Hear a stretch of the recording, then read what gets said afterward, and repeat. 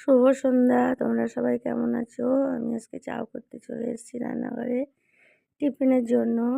আমার ছেলেরা অফিস থেকে এসে টিফিনটা খাবে বলে এই চাউটা তোমাদের কেমন লাগছে তোমরা দেখতে থাকো। ভালো লাগলে তোমরা লাইক কমেন্ট শেয়ার করতে ভুলো না।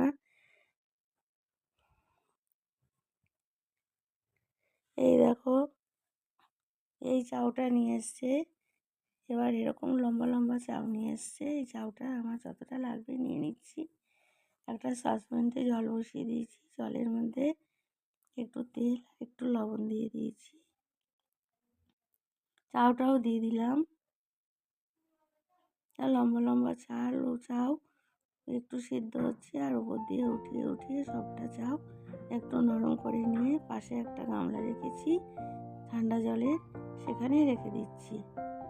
দুটো ডিম নিয়ে নিলাম, হাঁসের ডিম নিয়েছি আমি। এখানে কড়াইতে তেল দিয়ে দিয়েছি, ডিমটা ফাটিয়ে ভালো করে ঘুটে একটু নুন দিয়ে কড়াইতে দিয়ে দিয়েছি। এবার ডিমের ঝুড়িটা তৈরি করে নিচ্ছি।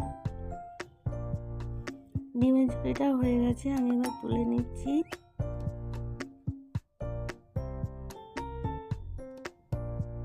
দেখো, এই সবজিগুলো সব যাবে চাউমিনে।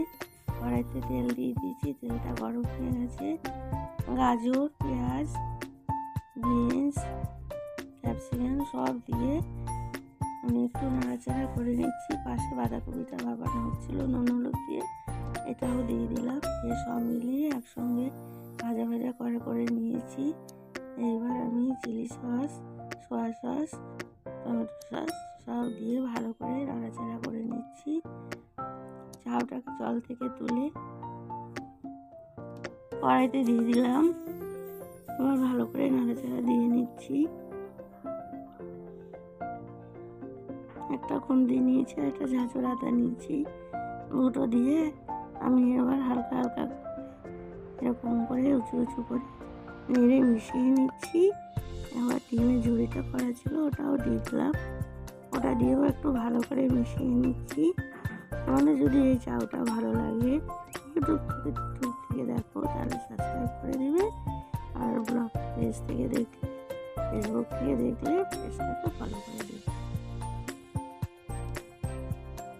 তোমরা সবাই ভালো থাকবে, সুস্থ থাকবে, সাবধানে থাকবে। আমার চাউমিন রান্নাটা কমপ্লিট হয়ে গেল। এবার সবাইকে পরিবেশন করে দেবো। হলো না খুব সুন্দর?